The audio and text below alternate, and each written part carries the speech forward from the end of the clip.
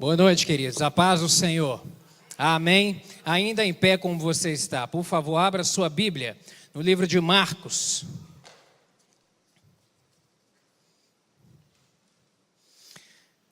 Glória a Deus por mais um dia, por mais uma oportunidade que Ele nos dá de vir à sua casa para exaltar o nome desse Deus, para entoar a Ele louvores que edificam tanto o nosso coração, que nos enche de fé e que nos dá a certeza de que não estamos sozinhos, amém? Que o Senhor é quem caminha conosco, somos reanimados na fé. Marcos capítulo 7, vamos ler dos versos 24 a 30.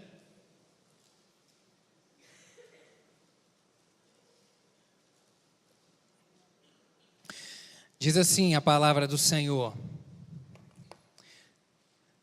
E levantando-se dali foi para os territórios de Tiro e de Sidom, e entrando numa casa, queria que ninguém o soubesse, mas não pôde esconder-se, porque uma mulher, cuja filha tinha um espírito imundo, ouvindo falar dele, foi e lançou-se aos seus pés.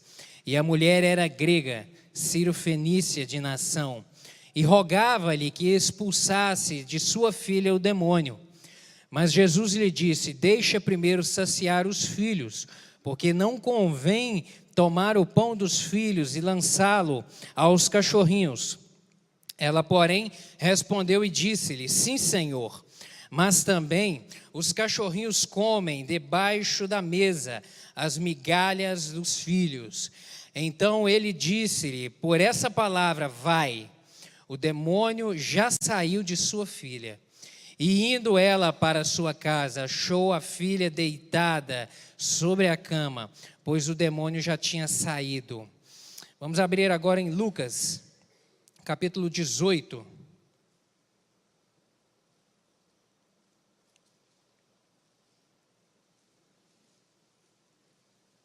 Lucas capítulo 18, verso 8, apenas a parte B. A parte final do verso 8, que diz assim: quando, porém, vier o Filho do Homem, porventura achará fé na terra? Quando, porém, vier o Filho do Homem, porventura achará fé na terra? Vamos orar mais uma vez. Pai, te damos graças por estarmos aqui na tua casa, pelo privilégio que é conhecer ao Senhor, pelo privilégio, meu Deus amado, que é de nos reunirmos. Porque quando nos reunimos, o Senhor se faz presente. Quando nos reunimos, o Senhor deita a graça do Senhor sobre nós, fala ao nosso coração, ministra coisas novas nas nossas vidas, reanima a nossa fé, nos edifica. Obrigado por isso, meu Deus. E nesta noite eu lhe peço a graça do Senhor, meu Deus, na meditação da Tua palavra. Eu lhe peço que o Senhor, em nome de Jesus, possa falar, meu Deus, de uma maneira grandiosa. Me dá graça, pois eu preciso do Senhor. Reveste-me com Teu Espírito Santo, a minha mente, a minha boca, que eu fale tão somente aquilo que o Senhor quer que eu transmita nessa noite. Eu lhe peço que, quanto aos meus irmãos aqui, meu Deus, e aqueles que nos assistem, meu Pai, que o Senhor possa, em nome de Jesus, Pai, abrir a mente, abrir os ouvidos do coração, para que a Tua palavra possa permear no mais profundo do coração e causar transformação e promover transformação nessa noite. Fala conosco, aquieta o nosso espírito, aquieta o coração, os corações de cada um aqui nessa noite, para que em paz possamos ouvir a Tua palavra e sermos alimentados por ela. É o que eu lhe peço em nome de Jesus, amém. Pode se sentar, meu querido. A pergunta feita por Jesus nesta segunda passagem que lemos aqui no livro de Lucas: quando, pois, vier o Filho do Homem, porventura achará fé na terra? Essa pergunta, esse questionamento de Jesus, ele é muito intrigante. Ele é muito intrigante. E eu te explico porque eu penso que ele é muito intrigante, esse questionamento de Jesus. Nós cristãos, nós acreditamos que o tempo do fim está próximo. Amém? Você acredita nisso? Você crê nisso? Que o tempo do fim, o tempo do arrebatamento da igreja está próximo? Eu creio nisso. Eu creio nisso. E para você que de repente nos assiste ou está chegando aqui hoje e não sabe o que é o arrebatamento da igreja, a Bíblia diz que haverá um tempo em que os cristãos, Os salvos em Jesus Cristo, aqueles que creem realmente no Senhor, que entregaram a sua vida ao Senhor Jesus, um dia eles ouvirão, somente eles ouvirão o som das trombetas dos anjos tocando. E neste momento, será o momento em que os salvos em Cristo subirão, desaparecerão dessa terra. A palavra é essa: os salvos em Cristo vão desaparecer dessa terra.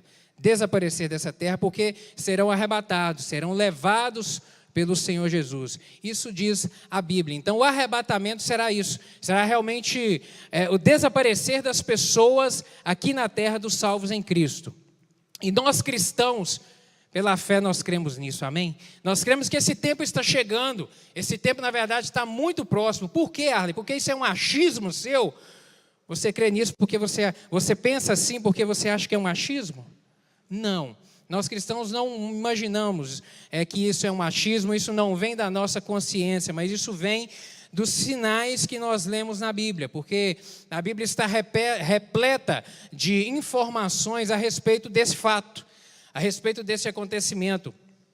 E o próprio Senhor Jesus Cristo disse isso lá em Mateus capítulo 24, quando os seus discípulos perguntam a ele, ele começa a falar sobre o final sobre o tempo em que o templo seria destruído e seria reconstruído.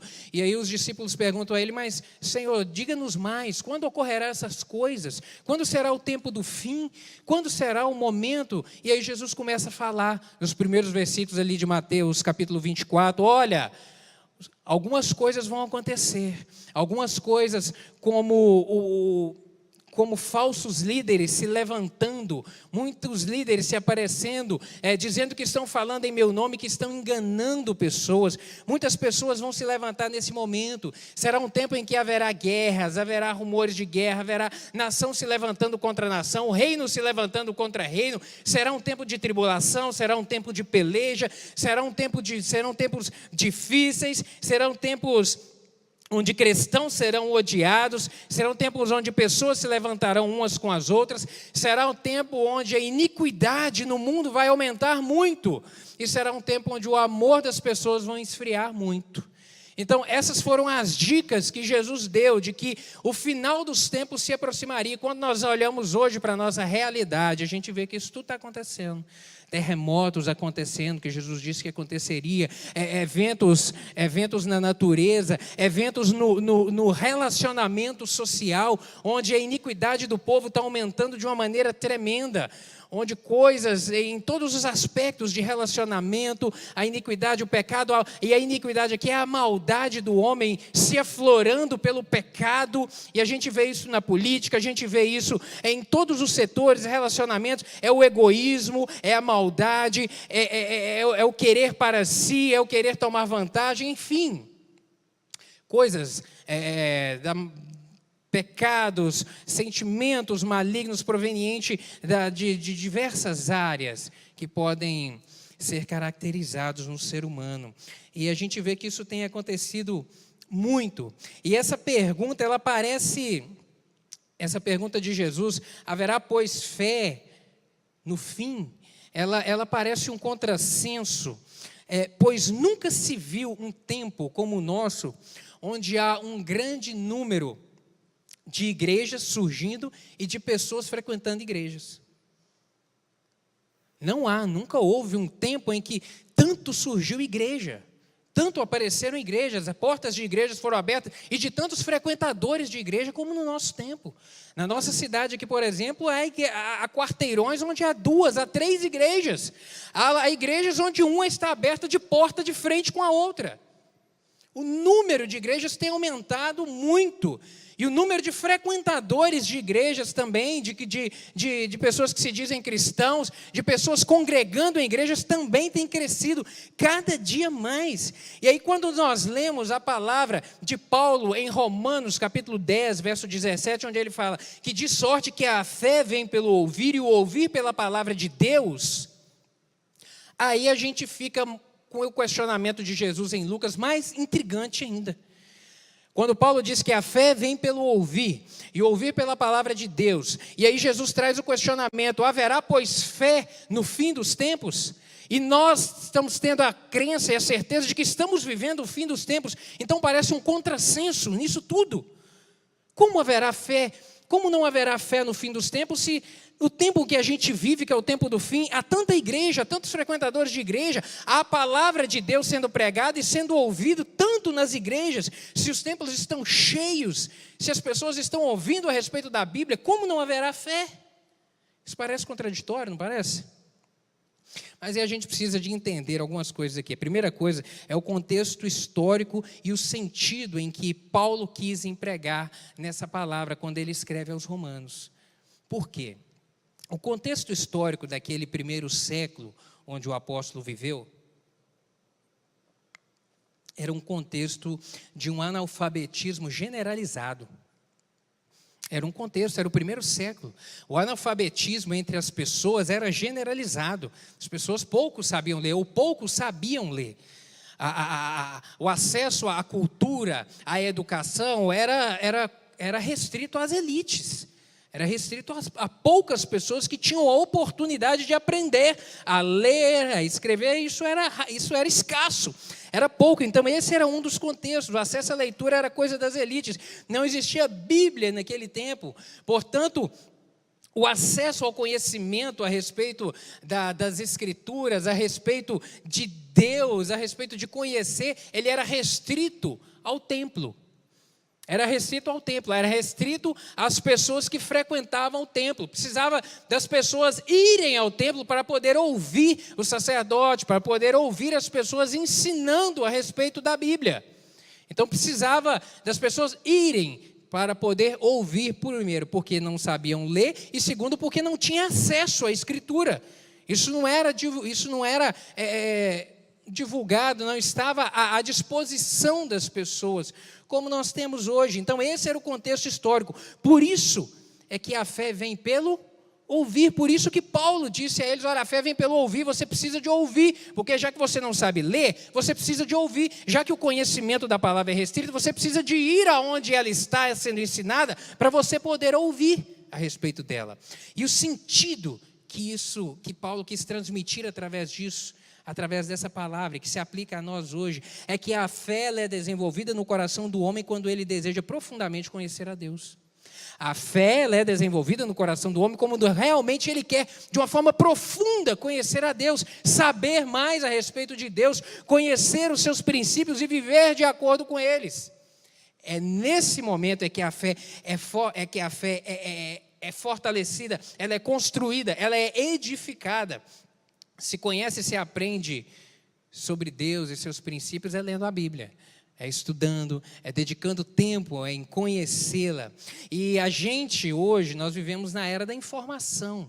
A gente sabe disso, a gente vive na era da informação. A Bíblia nós carregamos embaixo do braço, a gente carrega no celular, a gente tem acesso a ela a todo momento, a qualquer hora, em qualquer lugar. Então, se a gente vive um tempo, pense comigo, se a gente vive um tempo onde o acesso à Escritura, o acesso ao conhecimento da Bíblia, ele é tão diluído, ele é tão fácil, ele é tão acessível, como não haverá fé? Por que então que não está havendo fé nas pessoas? Por que não está havendo busca? É justamente por causa disso. Entendeu? As pessoas hoje não estão buscando tanto conhecer a Escritura. Há muita possibilidade de conhecimento, é a era da informação, mas as pessoas pouco conhecem a respeito de Deus ou querem realmente viver os seus princípios. Pouco conhecem a respeito de Deus. Embora muitas pessoas frequentem igrejas, embora muitas pessoas tenham acesso à Bíblia, poucos conhecem de uma maneira profunda, de uma maneira de querer viver, de uma maneira de buscar, de uma maneira insaciável, de querer conhecer a cada dia mais, de saber sobre os princípios, de saber a respeito de salvação, a respeito de fé, a respeito daquilo que Deus deixou escrito para o nosso conhecimento e para a nossa edificação. Pouco se tem a respeito disso. E a estratégia usada pelo diabo nos nossos dias, no nosso tempo, é de nos distrair. é de nos distrair. Ele não pode tirar a Bíblia da gente. Ele não tem essa condição, porque a gente vive, graças a Deus, num país livre. Então, o que ele faz? Ele tenta a estratégia dele nos dias de hoje é distrair a gente. É distrair, nos enchendo a nossa agenda e ocupando a nossa mente com um monte de coisa. Para que não sobre tempo para a gente buscar a Bíblia. Para a gente buscar conhecer a Deus, para a gente buscar o Senhor.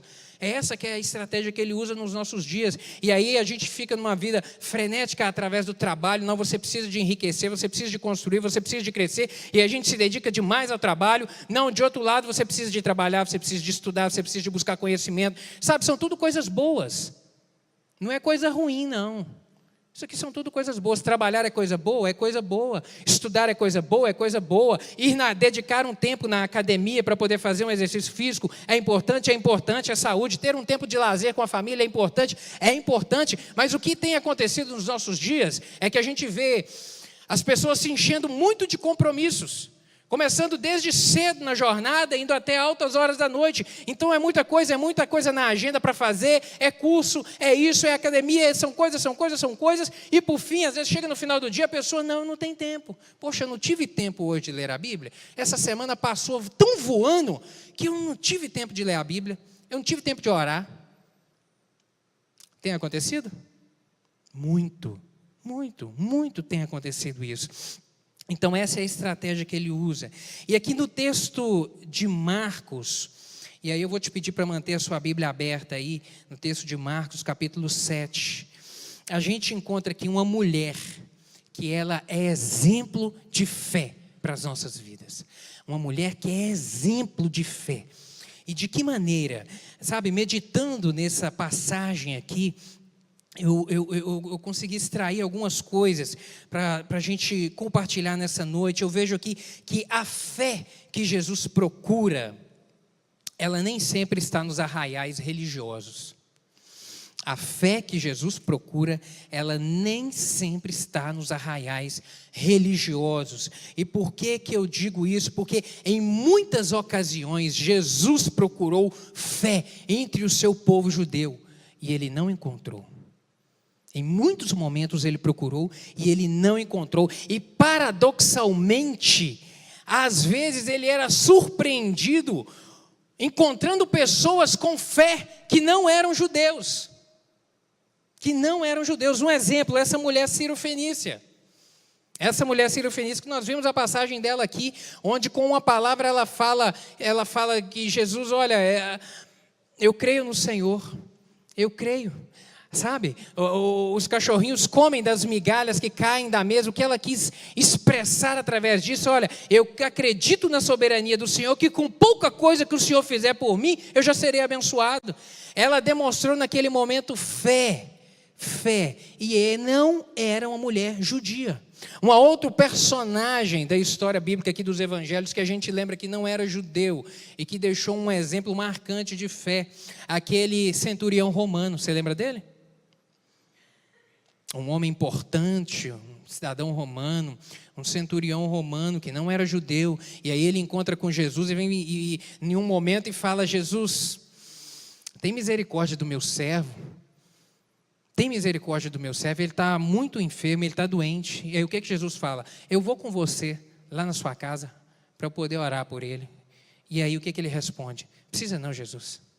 Se incomode com isso, não precisa não, basta só uma palavra do Senhor. Eu sou homem de autoridade, eu mando, as pessoas obedecem aquilo que eu mando, e só basta uma palavra, porque eu acredito que uma palavra do Senhor tem autoridade para fazer qualquer coisa acontecer. Eu acredito nisso, que só basta uma palavra do Senhor. Então não se incomode em deslocar daqui não, porque se o Senhor falar daqui que é para ele ser curado, eu acredito que ele imediatamente vai ser curado. Eu acredito nisso. E aí o que Jesus fala naquele momento? Mateus capítulo 8, verso 10. Jesus fica impressionado. Ele fala: e maravilhou-se Jesus, e ouvindo isso, e maravilhou-se Jesus ao ouvir isso, e disse aos que seguiam: em verdade vos digo que nem mesmo em Israel encontrei tanta fé. Nem mesmo entre o meu povo eu encontrei tanta fé. Sabe o que isso ensina, meu querido, para mim e para você hoje?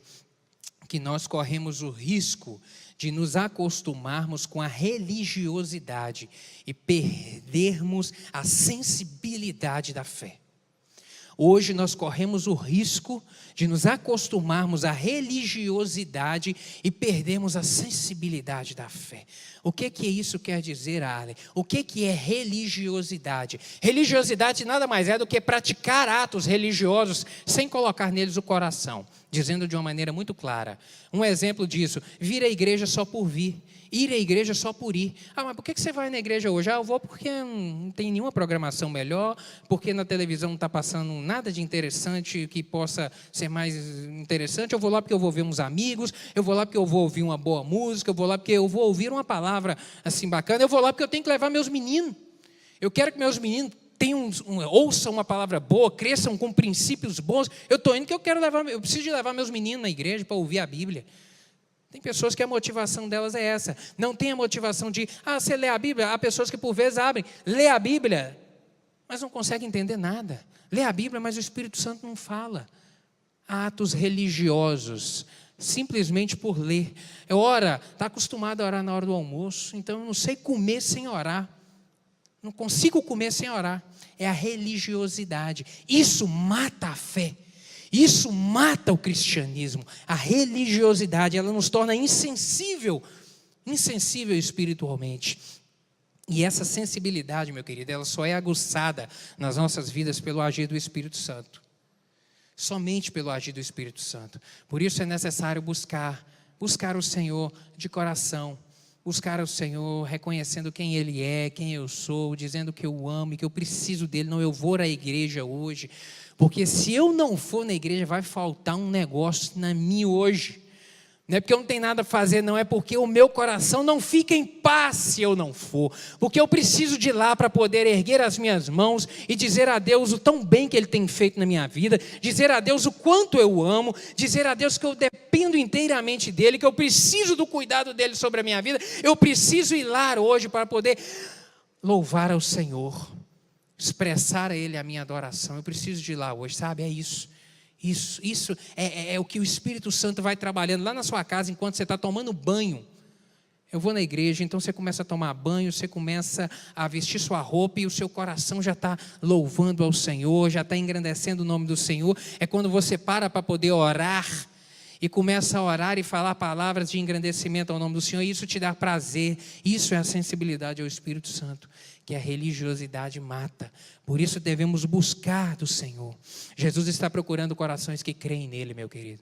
Corações que realmente creem, busquem nele. Uma outra coisa que eu aprendo na vida dessa mulher aqui é que a fé que Jesus procura vem de pessoas que ousam buscá-lo. Nos versos 24, acompanha aí. O verso 24 do capítulo 7, 24 e 25 diz o seguinte: e levantando-se dali foi para os territórios de Tiro e de Sidom, e entrando numa casa, queria que ninguém o soubesse, mas não pôde esconder-se, porque uma mulher cuja filha tinha um espírito imundo, ouvindo falar dele, foi e lançou-se aos seus pés. Jesus saiu ali da Galiléia, da região da Judéia, e foi até Tiro e Sidom. E ele chegou numa casa e era um dos momentos raros em que Jesus não queria encontrar ninguém. Aquele dia Jesus queria ficar sozinho. A Bíblia deixa isso de uma maneira muito clara. Jesus queria ficar sozinho naquele dia. Somente ele e os discípulos dele. Talvez porque ele estivesse cansado. Afinal de contas, ele era humano também. E a viagem aqui não era uma viagemzinha curta, não. Era cerca de 50 quilômetros de distância esse percurso que ele caminhou. 50 quilômetros de carro é fácil, mas vai andar a pé ou na garupa de um camelo, é difícil, então é cansativo. Ele podia estar cansado. Talvez ele queria ter um momento a mais com os discípulos para poder ensinar-lhes a palavra, transmitir a eles ensinamentos. Podia ser. Talvez ele quisesse realmente passar um tempo em oração com seus discípulos. Pode ser. A informação... E é engraçado que a informação que Jesus queria ficar sozinho com os discípulos, certamente foi comunicada às pessoas da casa. Certamente, Jesus falou: olha, eu quero ficar sozinho com vocês hoje. De repente, aos anfitriões ali da casa foi falado: hoje, sem expediente. Hoje o expediente é só interno, sem atendimento ao público. Sabe, de repente havia alguém lá na porta, guardando a porta. Não, Jesus quer ficar sozinho hoje.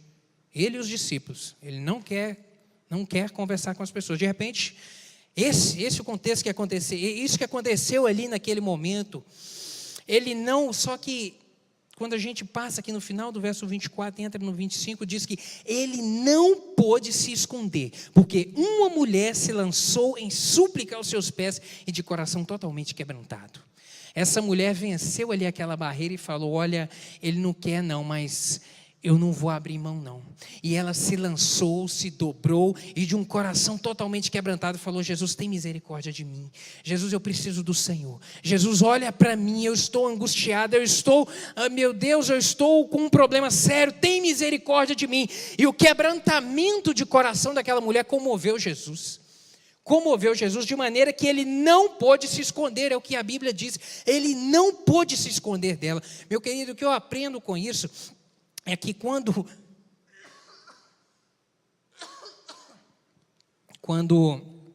buscamos o Senhor dessa forma, a gente o encontra. Quando buscamos, Salmo 51, verso 17, diz que os sacrifícios para Deus são um espírito quebrantado e um espírito quebrantado e um coração contrito. E a um coração quebrantado e contrito, o Senhor não despreza. Deus não despreza a um coração quebrantado. Sabe, Jesus não pôde se esconder daquela mulher.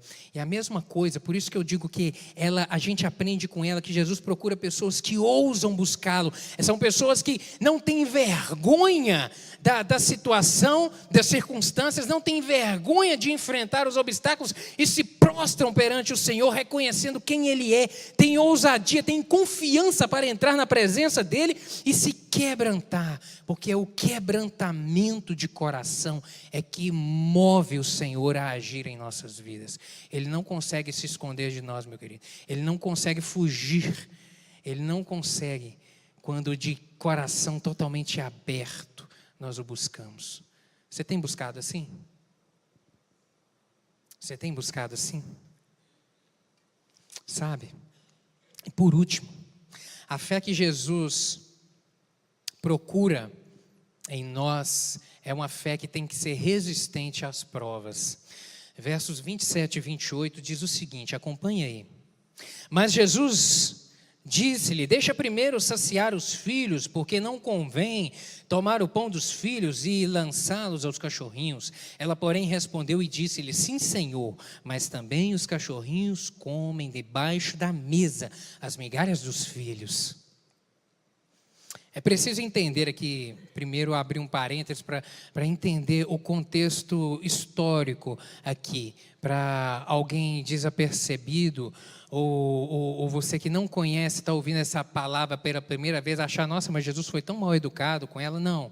O contexto histórico daquele tempo era costume entre os judeus se referirem aos gentios, aquelas pessoas que não eram judeus, se referir a eles com essa expressão de cachorrinhos, traduzido para o nosso idioma, isso, de cachorrinhos. Então isso era cultural, isso era normal, não foi falta de respeito Jesus se referir a ela dessa maneira. Por isso é importante entender que Jesus não desrespeitou ela de maneira nenhuma. E é engraçado nesse momento aqui, eu vejo que Jesus ele se aproximou e fez milagre na vida de pessoas que não pediram nada para ele. Jesus fez isso. Lembra da viúva de Naim? Ela estava indo enterrar o filho dela. E aí o cortejo com o filho encontra Jesus. Jesus atravessa o caminho. E naquele momento, por acaso, ela se lançou aos pés de Jesus e rogou alguma coisa para ele? Não, ele simplesmente parou o velório, tocou no caixão e o defunto levantou, não pediu nada. Um outro momento em que a pessoa também não pediu nada e Jesus operou o milagre, aquele paralítico lá do tanque de Betesda, você lembra dele? Ele era um paralítico que estava à beirada de um tanque que esperava segundo a cultura de que um anjo desceria e moveria as águas e o primeiro que lá entrasse era curado. Jesus aproxima dele, sem ele pedir nada, sem ele falar nada. Jesus olha para ele e fala para ele levantar, e ele levanta e sai andando. Ninguém pediu nada para Jesus. Um outro momento a gente vê as pessoas se aproximando de Jesus e pedindo. E aí de imediato, na mesma hora, Jesus operando um milagre. E isso aí foi a grande maioria dos milagres. Eram assim, as pessoas chegavam e rogavam: Jesus, tem misericórdia, expulsa o demônio do meu filho. E na mesma hora a palavra era dada. Ele encontrou coxos, ele encontrou paralíticos, ele encontrou cegos. Bartimeu: Jesus, filho de Davi, tem misericórdia de mim. Jesus se aproxima dele: o que quer que eu te faça? Jesus, eu quero ver. Na mesma hora, então você veja. E ele recobrava a visão. Então Jesus operou também muitos milagres na vida, respondendo de imediato às pessoas que pediam a ele alguma coisa. E é interessante que nessa passagem aqui, não, Jesus não faz isso.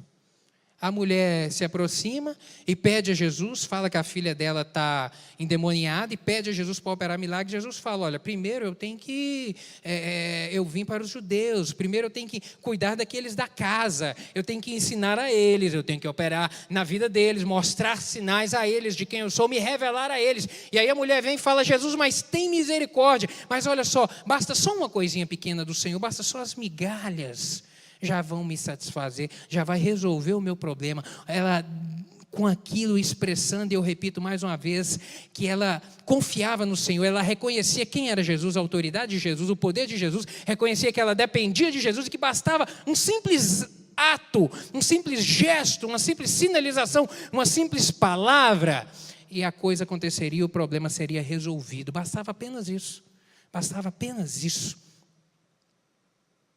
Mas Jesus não resolveu atendê-la. É muito interessante. Por quê? Por que você acha que isso aconteceu? Por que a mulher pediu e Jesus falou, trouxe de início essa palavra negativa? Falou, não. Por quê? Você acha que Jesus ia dispensar ela de mãos vazias? Jamais. Jamais Jesus dispensou alguém de mãos vazias. Jesus não fez isso na história e ele não ia fazer aqui na vida dessa mulher. Ele não ia. Você sabe por quê? Ele não ia porque na sua onisciência ele já sabia qual que ia ser a reação dela e qual que era a fé dela. Ele já sabia. É como se Jesus fosse, no dia de hoje, o comentarista de um jogo que já sabe o resultado. Já sabe o resultado. Jesus já sabe o placar do jogo. É igual o comentarista da televisão que ele fala: o time está jogando bem demais, e daqui a pouco o time toma um gol. Não, o time está ruim, aí o time vai e faz um gol. Não, agora o time ficou bom de uma hora para outra. Não, não é assim. Jesus não era desse jeito. Jesus já sabia o resultado, Jesus já sabia como é que era, qual seria a reação dela, qual seria a forma como ela iria reagir, e ele usou ela para poder nos ensinar. Simplesmente para isso, para poder trazer ensinamento aos seus discípulos e a nós hoje, de que a gente precisava de ter fé, precisa de ter uma fé consistente. Ele agiu assim para nos ensinar que nossa fé tem que resistir a provas, meu querido. Nossa fé precisa de resistir a provas. Ela não resmungou. E aqui nesse momento a gente vê que ela não resmungou, ela não reclamou, ela não se decepcionou, ela não desistiu, ela não revoltou contra Jesus. Ela não falou: então Jesus, então você fica para lá que eu vou cuidar da minha vida. Ela não se decepcionou, falou: nossa, eu achei que o Senhor era de um jeito e o Senhor é de outro. Ela não disse isso. Qual foi a reação dela? Mais uma vez, se quebrantando perante Jesus e reconhecendo: Deus, Jesus, é só uma palavra do Senhor que vai mudar o curso da minha vida. Tem misericórdia de mim. E esse quebrantamento, e essa humildade, esse temor, e esse quebrantamento, e essa insistência foi que promoveu o resultado na vida dela. É isso que Jesus quis nos ensinar nesse momento onde ele resiste inicialmente a ela, mas já sabendo que ele faria o milagre logo em seguida. Sabe, meu querido, para eu poder encerrar, eu só quero te lembrar isso, que atos de religiosidade não fortalecem a nossa fé. Devemos vigiar para buscar o Senhor em quebrantamento, em sinceridade.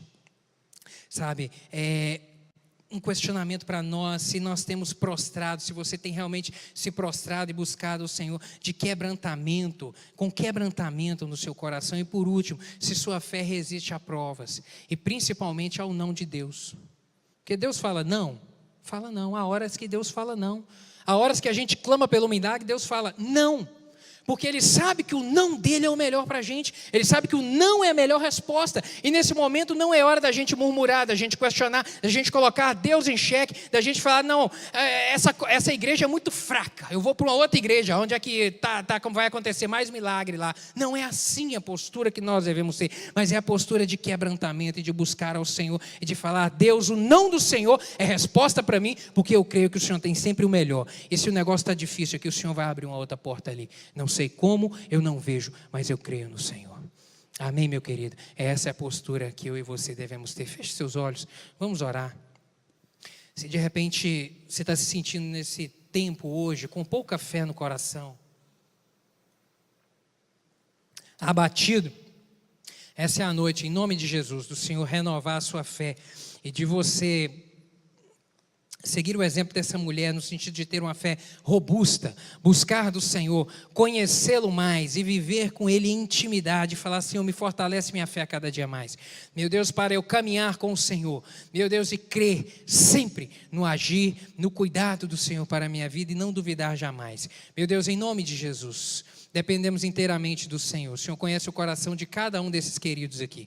Eu lhe peço, meu Pai de misericórdia, que o Senhor possa deitar hoje uma porção de fé para aquele que está abatido. Meu Deus, fortalecer o ânimo daquele que está enfrentando, por vezes, meu Deus, momentos de dificuldade na sua vida. Meu Pai, em nome de Jesus, anima nessa noite a fé. Meu Pai, que haja em nós sempre um espírito quebrantado em buscar o Senhor. Meu Deus, um coração, meu Pai, cheio de temor, para que a gente possa caminhar, meu Deus, e sempre ter a certeza de que o Senhor tem o melhor, que a nossa oração é ouvida e que podemos chegar com confiança à Tua presença, porque o Senhor sempre age com amor, com misericórdia e com graça. Meu Deus, opera, meu Deus, nesta noite, no coração de cada um desses queridos, meu Deus, renovando fé e operando milagres na vida de cada um. É o que eu lhe peço em nome de Jesus. Amém. Deus lhe abençoe, meu querido.